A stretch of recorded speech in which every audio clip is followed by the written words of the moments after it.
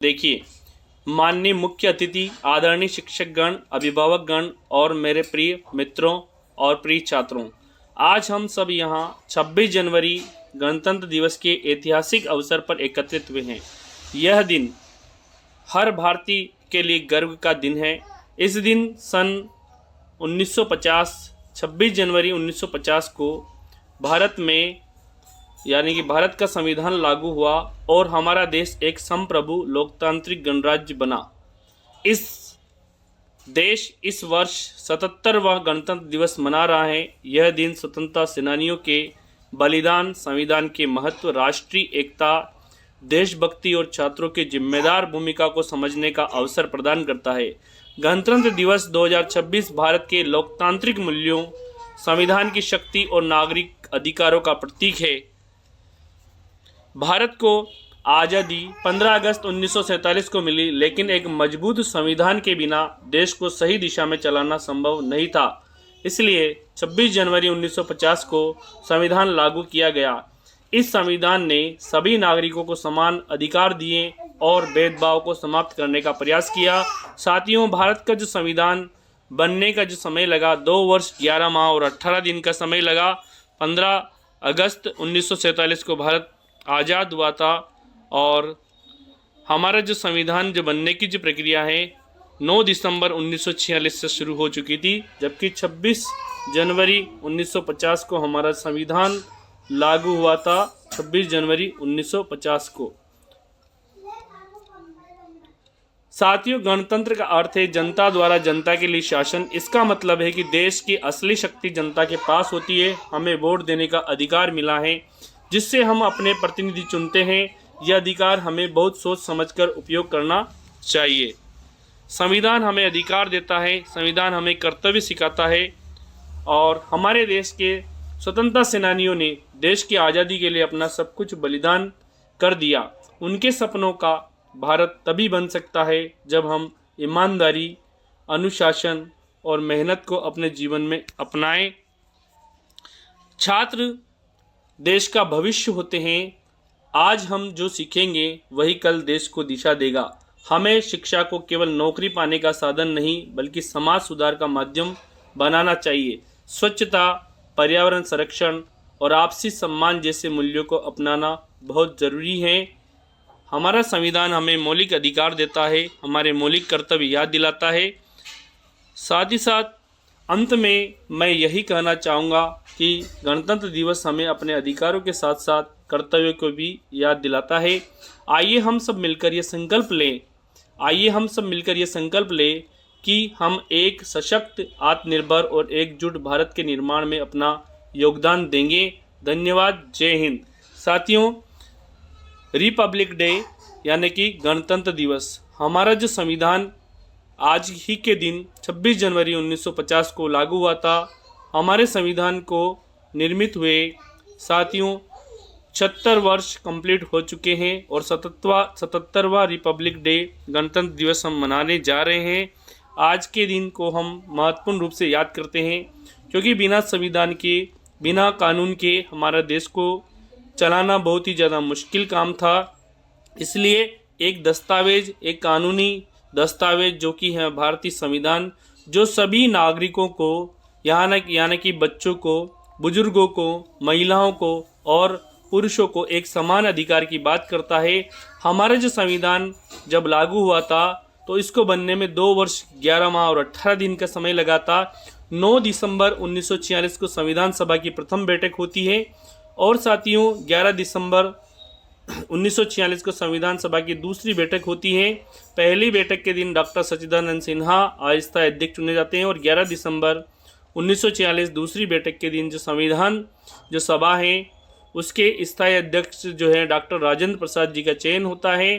13 दिसंबर 1946 को जवाहरलाल नेहरू संविधान सभा के समक्ष एक उद्देश्य प्रस्ताव पेश करते हैं। इस प्रकार हमारे संविधान के निर्माण की जो प्रक्रिया शुरू होती है। साथियों, संविधान निर्माण की जो प्रक्रिया में महत्वपूर्ण रोल प्ले किया था डॉक्टर बाबा साहब अम्बेडकर ने। उन्होंने संविधान का जो है मसौदा तैयार किया था। संविधान की जो प्रारूप समिति के अध्यक्ष थे। साथियों, सरदार वल्लभ भाई पटेल जिन्होंने सभी रियासतों को एकीकरण करके एक मजबूत और सशक्त राष्ट्र के निर्माण में अपनी महत्वपूर्ण भूमिका निभाई थी। इस प्रकार जो हमारा जो संविधान जो निर्मात्री जो सभा है उसमें 389 सदस्य थे और बाद में साथियों जब संविधान बनकर तैयार हुआ तब साथियों 299 सदस्य हमारे संविधान सभा में थे, क्योंकि बीच में साथियों एक राष्ट्र हमारे भारत से अलग हो जाता है, वो होता है पाकिस्तान। इस प्रकार 14 अगस्त को पाकिस्तान भारत से अलग हो जाता है, 14 अगस्त 1947 को, और 15 अगस्त 1947 को जो भारत है वो एक स्वतंत्र राष्ट्र के रूप में निर्मित होता है। इस समय हमारी जो संविधान सभा के अंदर 299 सदस्य रह जाते हैं, पहले 389 सदस्य थे।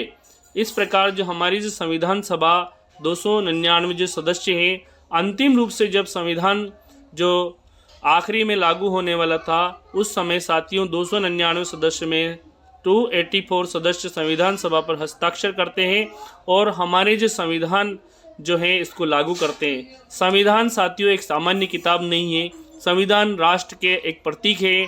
हम सभी नागरिकों को एक अधिकार देती है, हम सभी नागरिकों को हमारे कर्तव्य के साथ साथ राष्ट्रीय एकता की भावना को सशक्त करती है।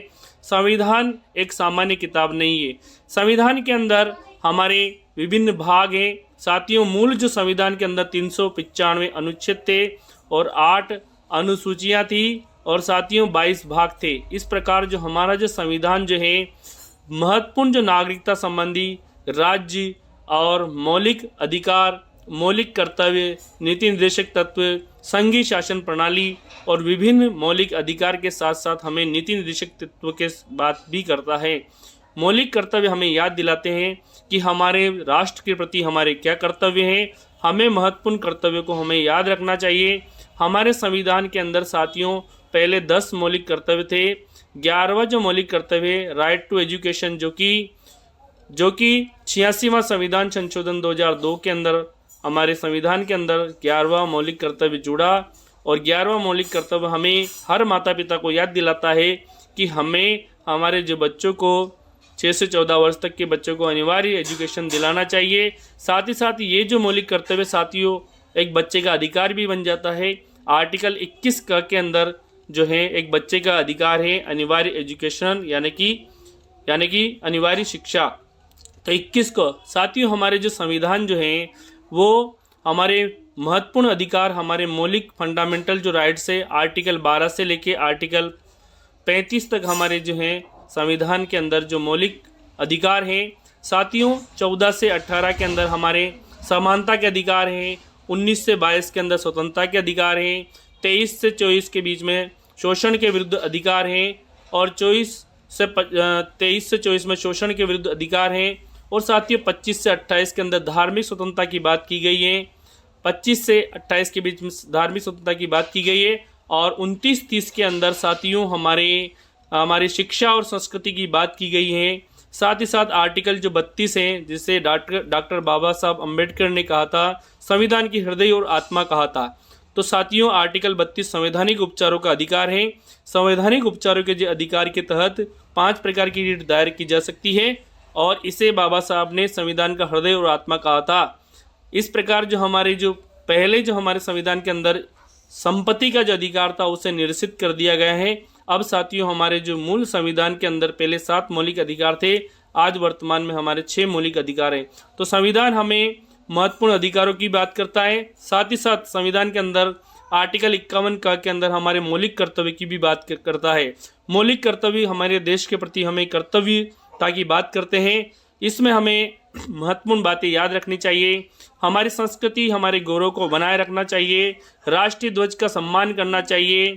6 से 14 वर्ष तक के अपने बच्चों को पढ़ाना चाहिए, उनको अनिवार्य एजुकेशन देनी चाहिए। वैज्ञानिक उपकरणों और वैज्ञानिक जो है उनको हमें सम्मान करना चाहिए।